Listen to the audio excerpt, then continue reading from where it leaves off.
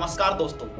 पाकिस्तान का दिल कहा जाने वाला लाहौर जनसंख्या की दृष्टि से कराची के बाद पाकिस्तान का दूसरा सबसे बड़ा शहर है। भले ही लाहौर आज पाकिस्तान का दिल हो, लेकिन 1947 से पहले लाहौर भारत की शान हुआ करता था। अगर साहित्यिक तौर पर देखा जाए तो लाहौर पाकिस्तान का सबसे बड़ा शहर है। लाहौर का इतिहास, संस्कृति और शिक्षा में एक महत्वपूर्ण योगदान है। यहाँ की साहित्यिक विरासत ही थी कि यूनेस्को ने लाहौर को साहित्यिक शहरों की फहरिस्त में शामिल किया था।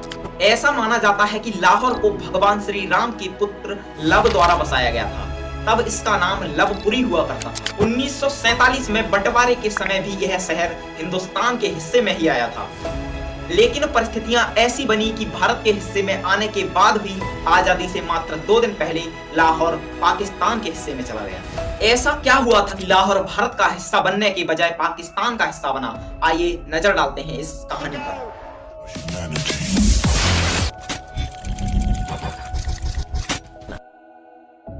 जैसा कि हम सभी जानते हैं कि 1947 में भारत बंटवारे की शर्त पर अंग्रेजी शासन से आजाद हुआ, जबकि एक दिन पहले यानी 14 अगस्त 1947 को भारत का एक बड़ा हिस्सा कटकर पूर्वी और पश्चिमी पाकिस्तान के रूप में भारत से अलग हो गया। सन 1971 में यही पूर्वी पाकिस्तान बांग्लादेश बन गया। अब कितना और कौन सा हिस्सा पाकिस्तान को दिया जाए, इसके लिए रूपरेखा तैयार की जानी थी। बंटवारे के ऐलान के बाद सरहद खींचने का काम एक अंग्रेज बैरिस्टर साइरिल रेडक्लिफ को सौंपा गया। 8 अगस्त 1947 को रेडक्लिफ पहली बार भारत आया था, जिसकी वजह से रेडक्लिफ को ना ही भारतीय संस्कृति और ना ही भारतीय टेरिटरी के बारे में कुछ ज्यादा जानकारी थी। इसके बाद पूर्वी और पश्चिमी पाकिस्तान की सीमा निर्धारण के लिए 5-5 जजेस की 2 कमीशन तैयार की जाती है। साइरिल रेडक्लिफ को दोनों ही कमीशन का अध्यक्ष बनाया जाता है। पंजाब बाउंड्री कमीशन के लिए इंडियन नेशनल कांग्रेस की तरफ से जस्टिस मेहरचंद महाजन और जस्टिस तेजा सिंह को नॉमिनेट किया जाता है, जबकि मुस्लिम लीग की तरफ से जस्टिस दीन मोहम्मद और जस्टिस मोहम्मद मुनीर को नॉमिनेट किया जाता है। बंगाल बाउंड्री कमीशन के लिए इंडियन नेशनल कांग्रेस की तरफ से जस्टिस सीसी विश्वास और बीके मुखर्जी को नॉमिनेट किया जाता है, जबकि मुस्लिम लीग की तरफ से जस्टिस एएस मोहम्मद अकरम और एसए रहमान को नॉमिनेट किया जाता है। इसके बाद सिर्फ कुछ दिनों के अंदर ही यह कमीशन बॉर्डर निर्धारण के लिए रूपरेखा तैयार करता है।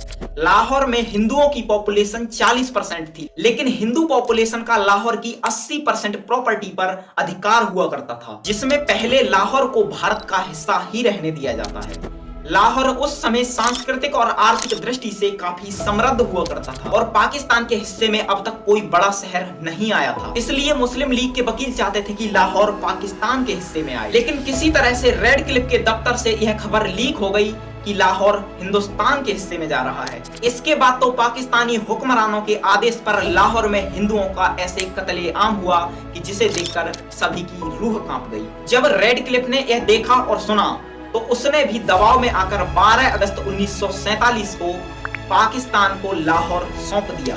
कुलदीप नैयर आजादी के बाद रेडक्लिफ से मुलाकात करने वाले इकलौते भारतीय पत्रकार थे। उन्होंने बताया कि रेडक्लिफ ने उनसे कहा था कि मुझे सीमा खींचने के लिए सिर्फ 10 से 12 दिन मिले थे और सिर्फ एक बार ही मैंने हवाई मार्ग से अखंड भारत को देखा था। मुझे बताया गया था कि लाहौर हिंदुओं का शहर है, वहाँ उनकी प्रॉपर्टी मुसलमानों से ज्यादा है। लाहौर को तब समृद्ध शहरों में गिना जाता था और तब तक पाकिस्तान को कोई बड़ा शहर नहीं मिला था। बंटवारे के बाद नाराज पाकिस्तान को मुझसे खुश होना चाहिए, इसलिए मैंने लाहौर को हिंदुस्तान से लेकर पाकिस्तान को दे दिया।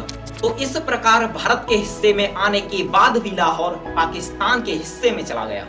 आज के लिए बस इतना ही। मिलते हैं किसी नई वीडियो में।